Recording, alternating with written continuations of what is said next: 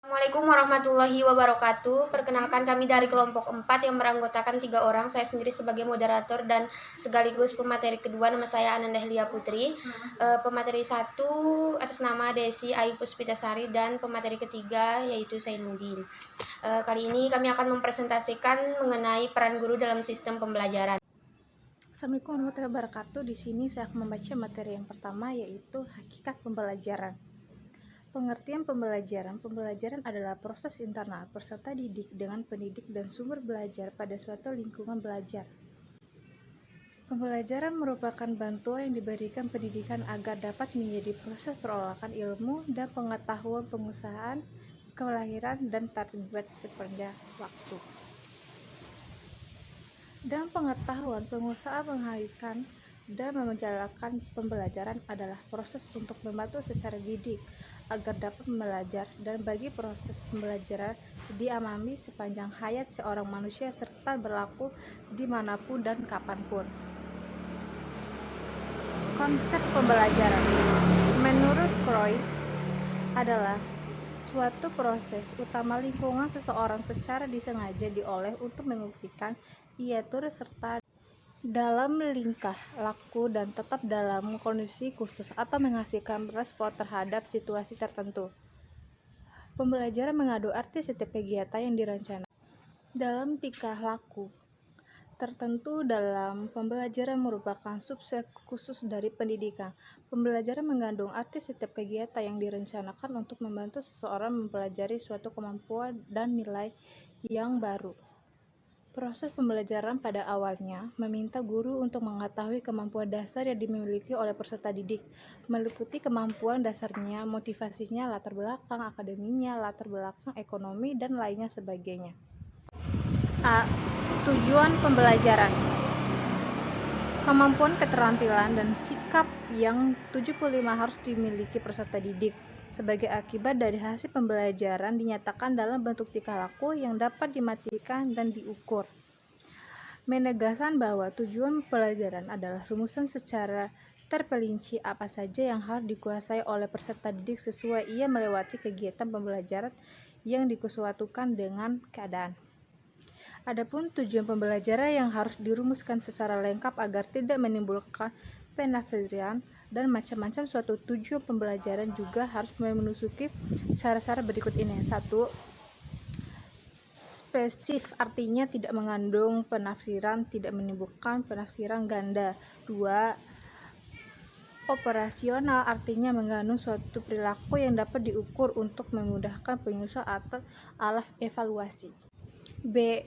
Materi pembelajaran. Materi pembelajaran pada dasarnya merupakan isi dari kurikulum yang mengikuti mata pelajaran atau bidang studi dan topik atau subtopik dan rincian. Istilah proses pembelajaran tercermin dalam materi pembelajaran yang dipelajari oleh peserta didik.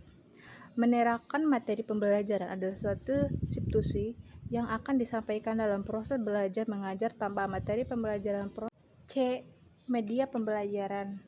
Metode pembelajaran merupakan cara melakukan atau meyakinkan, mengerugikan, dan memberi latihan isi pelajar kepada peserta didik untuk mencapai tujuan tertentu. Metode pembelajaran yang diterapkan oleh guru 79 memungkinkan peserta didik untuk belajar proses bukan hanya belajar produk.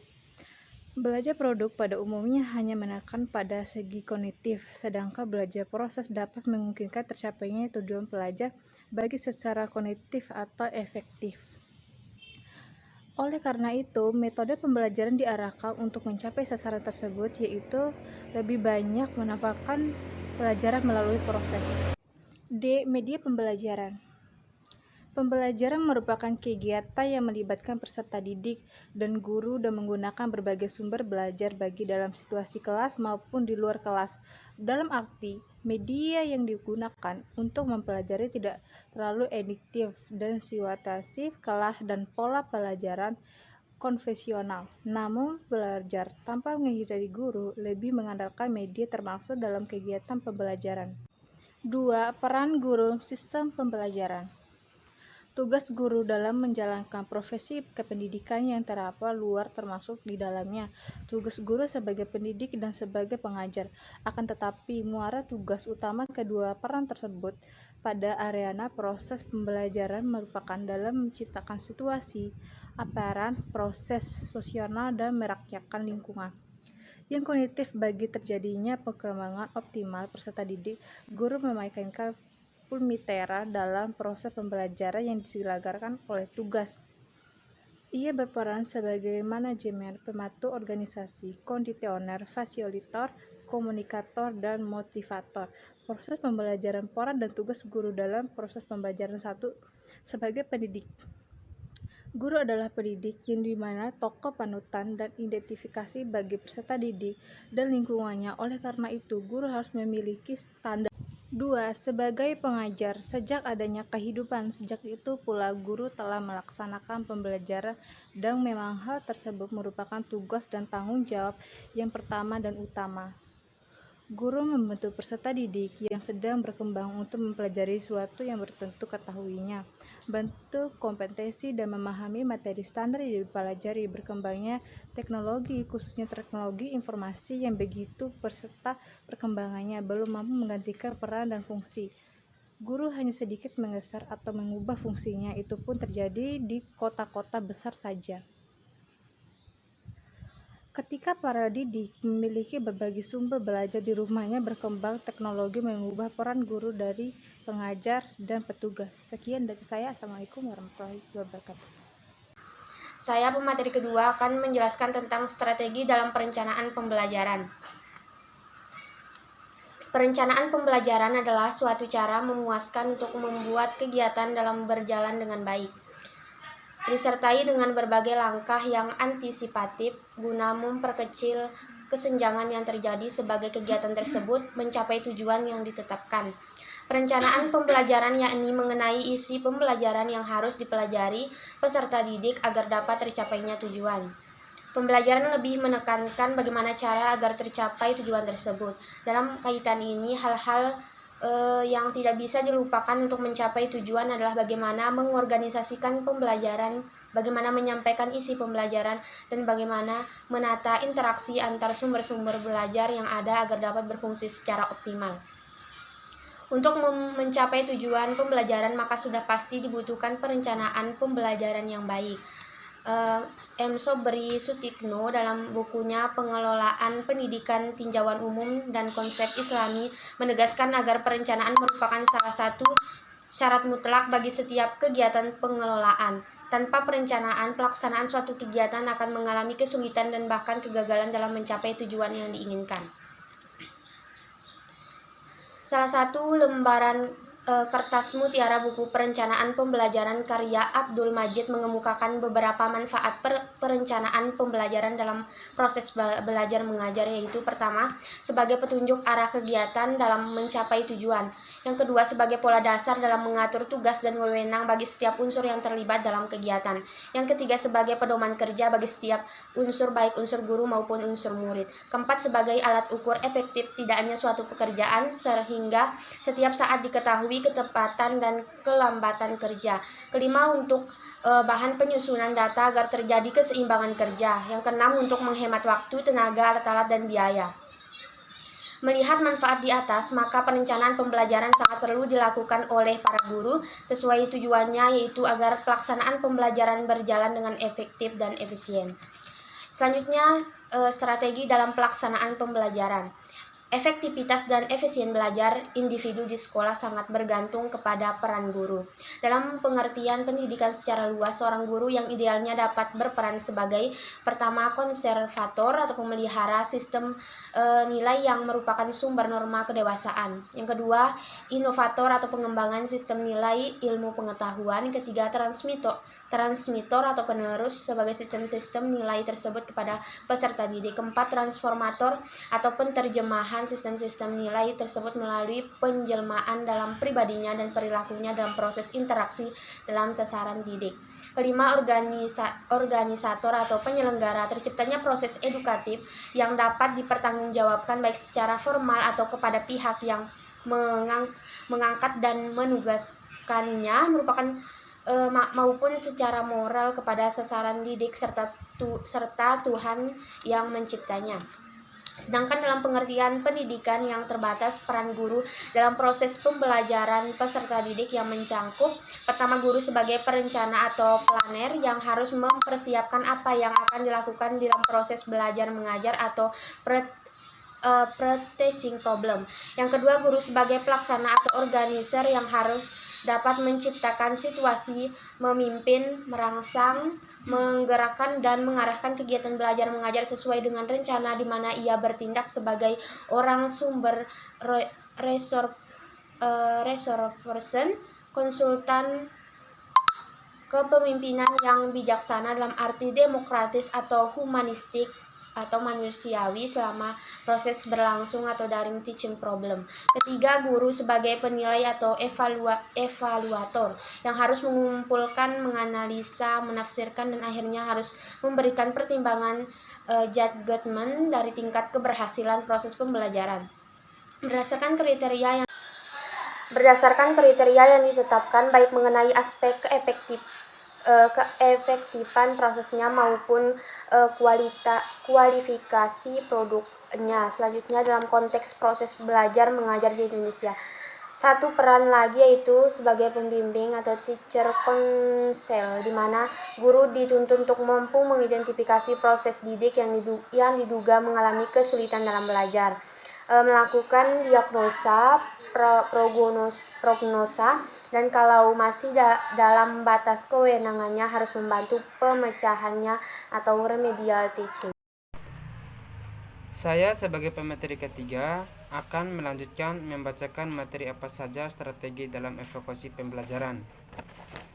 Strategi dalam evaluasi pembelajaran. Evaluasi pencapaian belajar beserta didik adalah salah satu kegiatan yang merupakan kewajiban bagi setiap guru, di mana setiap pembelajaran pada akhirnya harus dapat memberikan informasi kepada sekolah ataupun dan kemampuan yang telah dicapai peserta didik tentang materi dan keterampilan mengenal materi ajar yang telah diberikannya. Evaluasi pembelajaran dilaksanakan atas dasar prinsip-prinsip yang jelas sebagai landasan bijak. Prinsip dalam hal ini berarti rambun atau pedoman yang seharusnya dipegangi oleh guru sebagai evaluator dalam melaksanakan kegiatan evaluasi pembelajaran. Prinsip evaluasi pembelajaran dapat dibedakan menjadi dua, yaitu prinsip umum dan prinsip khusus. 1. Prinsip umum evaluasi. Untuk memperoleh hasil evaluasi yang lebih baik, maka kegiatan evaluasi harus bertitik tolak dari prinsip-prinsip umum sebagai berikut. Pediknas 2002 A. Valid. Evaluasi pembelajaran harus dapat memberikan informasi yang akurat, tepat tempat proses dan hasil pembelajaran peserta didik. Tempat tidaknya hasil evaluasi ini antara lain dipengaruhi oleh penggunaan teknik dan instrumen evaluasi. Maka seorang evaluator perlu memperhatikan teknik dan instrumen yang akan digunakan agar sesuai dengan kemampuan atau jenis hasil belajar yang akan dievaluasi. Misalnya, jika yang akan diukur adalah hasil belajar kognitif, maka teknik dan instrumen yang digunakan yang betul-betul cocok untuk mengukur hasil belajar kognitif tersebut, bukan yang sebenarnya cocok untuk mengukur hasil belajar psikomotor atau efektif. B. Mendidik Evaluasi pembelajaran harus memberi sumbangan positif terhadap pencapaian belajar peserta didik. Hasil evaluasi bagi peserta didik yang sudah berhasil lulus hendaknya dinyatakan dan dapat dirasakan sebagai penghargaan, sedangkan bagi yang kurang berhasil dapat dijadikan sebagai pemicu semangat belajar. C. Berorientasi pada kompetensi. Evaluasi pembelajaran harus mengacu kepada rumusan kompetensi yang telah dimusnahkan dalam silabus dan diarahkan untuk menilai pencapaian kompetensi. D. Adil dan objektif. Evaluasi pembelajaran harus adil terhadap semua peserta didik dan tidak membedakan latar belakang peserta didik yang tidak berkaitan dengan pencapaian hasil belajar. Objektivitas penilaian tergantung dan pengaruhi oleh faktor-faktor pelaksanaan, kriteria untuk scoring dan pembuatan keputusan pencapaian hasil belajar. E. Terbuka. Kriteria penilaian dan dasar pengambilan keputusan harus jelas dan terbuka bagi semua pihak sehingga keputusan tentang keberhasilan peserta didik jelas bagi pihak-pihak yang berkepentingan. F. Berkesinambungan. Evaluasi pembelajaran dilakukan secara berencana, bertahap, dan terus-menerus untuk memperoleh gambaran tentang perkembangan kemajuan belajar peserta didik sebagai hasil kegiatan belajarnya. G. Menyeluruh evaluasi terhadap proses dan hasil belajar peserta didik harus dilaksanakan secara menyeluruh, utuh, dan tuntas yang mencakup seluruh aspek kognitif, efektif, dan psikomotorik dengan menggunakan teknik dan prosedur yang komprehensif dengan berbagai bukti hasil belajar peserta didik. H. Bermakna. Evaluasi pembelajaran hendaknya mudah dipahami, mempunyai arti berguna dan bisa ditindaklanjuti oleh pihak-pihak yang berkepentingan. Nomor 2. Prinsip khusus evaluasi. Dalam melaksanakan evaluasi selain bertitik tolak pada prinsip umum, juga harus diperhatikan beberapa prinsip khusus dalam melakukan evaluasi, yaitu A. Evaluasi proses dan berhasil belajar harus memungkinkan adanya kesempatan yang terbaik bagi peserta didik untuk menunjukkan apa yang mereka ketahui dan pahami, serta mendemonstrasikan kemampuannya. Prinsip khusus ini berimplementasi sebagai berikut. 1. Melaksanakan evaluasi hendaknya dalam suasana yang bersahabat dan tidak mengancam. 2. Semua peserta didik mempunyai kesempatan yang perlakuan yang sama. 3. Peserta didik memahami secara jelas apa yang dimaksud dengan evaluasi dan kriteria untuk membuat keputusan atas hasil evaluasi hendaknya disepakati dengan peserta didik dan orang tua wali. B. Setiap guru harus mampu melaksanakan prosedur evaluasi dan pencatatan secara tepat. Implikasi dari proses ini adalah 1. Prosedur evaluasi harus dapat diterima oleh guru dan dipahami secara jelas. 2. Prosedur evaluasi dan catatan harian hari belajar peserta didik hendaknya dilaksanakan sebagai bagian dari kegiatan pembelajaran dan tidak mengambil waktu berlebihan. 3. Catatan harus mudah dibuat, jelas, mudah dipahami, dan bermanfaat untuk perencanaan pembelajaran. 4. Informasi yang diperoleh untuk menilai semua pencapaian belajar peserta didik dengan berbagai cara harus digunakan sebagai mestinya. 5. Evaluasi pencapaian belajar peserta didik yang bersifat positif untuk pencapaian belajar selanjutnya perlu direncanakan oleh guru dan peserta didik. 6. Klasifikasi dan kesulitan belajar harus ditentukan sehingga peserta didik mendapat bimbingan dan bantuan belajar yang sewajarnya. 7. Hasil evaluasi hendaknya menunjukkan kemajuan dan keberkelanjutan pencapaian belajar peserta didik. 8. Evaluasi semua aspek yang berkaitan dengan pembelajaran, misalnya efektivitas kegiatan pembelajaran dan